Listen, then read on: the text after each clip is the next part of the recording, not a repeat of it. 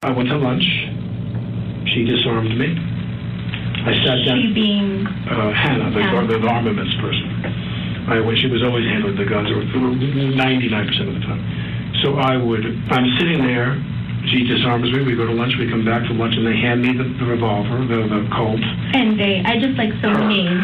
It's Hannah again. They arm me, and you're assuming, as we've done every time, that it's a cold gun for the rehearsal. So sometimes you would hand the gun to hold, but he never handed the gun to you. No. Okay. No. Right before this incident, Hannah handed you the gun and said, "Cold." It wasn't Dave. I don't mean cold. No, Hannah handed me the gun. Okay. It wasn't anybody else but Hannah. No, Hannah handed me the gun. I'm handed a gun, and someone declares, they said, "This is a cold gun." Dave Halls. The first AD. I got nightmares in my head, I fear. Thoughts build up until I can't hear. My mind fills up into a creature, and it haunts me somewhere much deeper. I got nightmares in my head, I fear. The thoughts build up until I can't hear. That my mind fills up into a creature, and it haunts me somewhere much deeper. Hello and welcome to True Crime Rocket Science, the most authentic voice in true crime.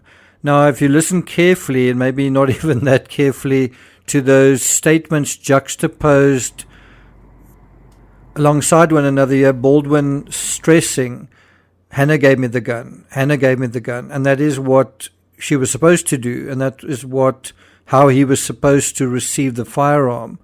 Of course, 3 months later, October, November, 2 months later, he said something totally different on ABC News, but you can actually hear that he's trying to avoid saying who. That's an area that he is trying to avoid, and both questioners, in the one case, the Santa Fe officers, and in the other case, in other words, law enforcement, in the other case, George Stephanopoulos, the ABC News reporter, have to sort of interrupt him and say, okay, sorry, who gave you the firearm?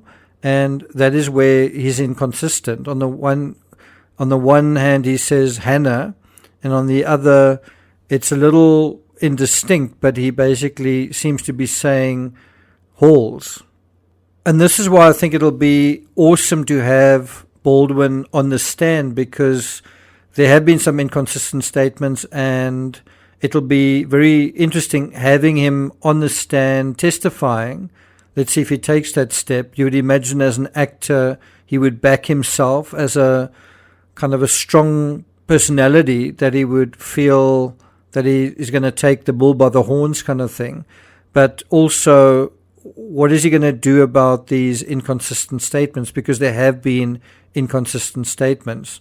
But that's not really what I want to talk about here.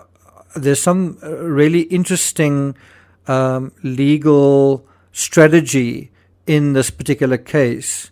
In a call to her mother, Hannah was recorded saying that she's not going to testify in Baldwin's trial because Baldwin didn't testify in hers. And it's a little bit of you scratch my back, I scratch yours. You don't scratch my back, well, I'm not going to scratch yours. So, he doesn't show up. He doesn't come through for her. Why should she do the same for him? Now, according to an article in People, Hannah said in a prison call with her mother after her conviction that if she's subpoenaed to Baldwin's trial, she's not going to show up. And that's according to a summary People published of the calls listed in court documents, a summary filed by Special Prosecutor Carrie Morrissey on April 12th, also assisted by Jason Lewis. The summary notes that Hannah complains that she shouldn't be subpoenaed if Baldwin didn't show up for her. Now, legal experts say even if she refuses to testify, she can be called to testify. She can be transported from the prison to the court building for that. And even if she pleads the fifth, bear in mind she didn't testify in her own defense in her own trial. Even if she pleads the fifth, Hannah's statements could still theoretically be used. What statements? Well, the statements she made to law enforcement. According to the article in people, and it's quoting a former LA Deputy District Attorney, a lawyer, Emily D. Baker, you may have heard of her, saying the prosecution may be able to use some of her prior statements if she refuses to answer, which might, for the prosecution, be a reason to call her. It might not. It's going to be a strategic decision. It kind of is a strategic decision because in a way, the more you blame Hannah, the less Baldwin is, you could argue, to blame. On the other hand, you could also argue the more Baldwin is to blame, the less Hannah is to blame, but those cards are kind of off the table. And so I do think if you have Hannah blaming Baldwin, her case has been settled, it's sort of a fait accompli, then she kind of doesn't really have anything to lose. And she probably may feel she's got a bone to pick with somebody, and maybe she feels betrayed or let down by the fact that Baldwin didn't stand up for her. But when asked directly whether Hannah is going to plead the fifth, if called to testify, Hannah's lawyer, Jason Bowles, told people, well, we haven't decided yet. So that door is still kind of open. Two other developments worth noting are that the state have added another prosecutor to their ranks. That's for the courtroom showdown against Baldwin. According to People, the district attorney for Santa Fe has appointed Erlinda Johnson, a former criminal defense attorney, as special prosecutor to the case, which is scheduled for trial in July. She was sworn in Tuesday. Now, what is interesting, Iris Ayton was a former prosecutor, and, she's been a very effective defense lawyer in the Morphew case. Same applies to the lawyer of Caitlin Armstrong, although that lawyer, I wouldn't say was terribly effective, but he was also a former prosecutor. I can't quite remember his name, but a former prosecutor going over to the other side. And that, the fact that the prosecutors in the Rust case, have someone on their team that's a former defense attorney means that the prosecutors will be better able to predict and counter typical defense arguments. They'll be able to better imagine the defense case and basically make provision for it. And bear in mind, what they're dealing with here is a legal juggernaut. Basically the best money, the best kind of lawyers money can buy, in a sense, paid to keep Baldwin out of jail. Well, they're going to need some more firepower dealing with that juggernaut. Now, if you think about it, that was the one thing missing from Hannah Guiterrez's trial, a very big thing. Someone that was missing from her trial. It was Alec Baldwin. And it was easy to excuse his absence because his trial is coming up. But if you think about it, Baldwin could have testified.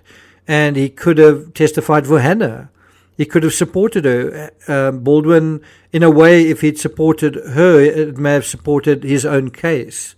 And had Baldwin testified for Hannah, for the defense, putting his weight behind her, it may have influenced the jury, and people may have come away from that thinking, well, what happened to Hannah? Those charges were dismissed, or she only got 6 months or whatever.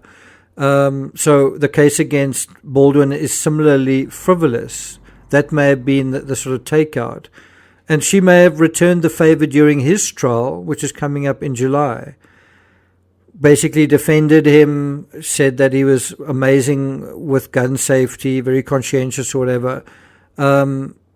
And what Baldwin could have really damaged the state's case. He could have blamed Hannah's boss, Sarah Zachary. He could have cast shade of the first assistant director, Dave Halls. And Hannah could have gotten off completely, or more likely than she has.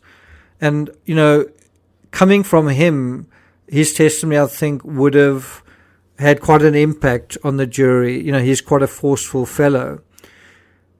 Another interesting thing to consider is what was Baldwin's long game here. And it's possible that as early as December 2021, when Baldwin gave ABC News his exclusive, I wonder whether his intended victim was Hannah all along. I mean, because she was a easy target in a sense. His saying, that the only question is how a live round got on set, basically turned the focus squarely on her, because that was, in a way, her purview, right? It certainly wasn't the first assistant director's, and it wasn't Sarah Zachary's. Ironically, even when Hannah was on trial, that question wasn't fully or unambiguously answered, and it remains something of a mystery. And what that also tells you is that isn't the only question. The truth is there are many questions surrounding what happened on the Rust set, because there were many safety violations by many people on a cowboy movie set with dozens of firearms, people who ought to have known better. In other words, prosecutors will be hoping to prove the issues were systemic, were constant, were there from the beginning, and that the tragedy involving Helena's death, far from being an accident, was inevitable. And they're going to try to show if Hannah played a major part in terms of loading the gun and not checking, Baldwin played a major part as well in what he allegedly did with that loaded firearm. Does that make sense? I'm not going to take it further than that. Thank you for listening, and I'll see you guys next time.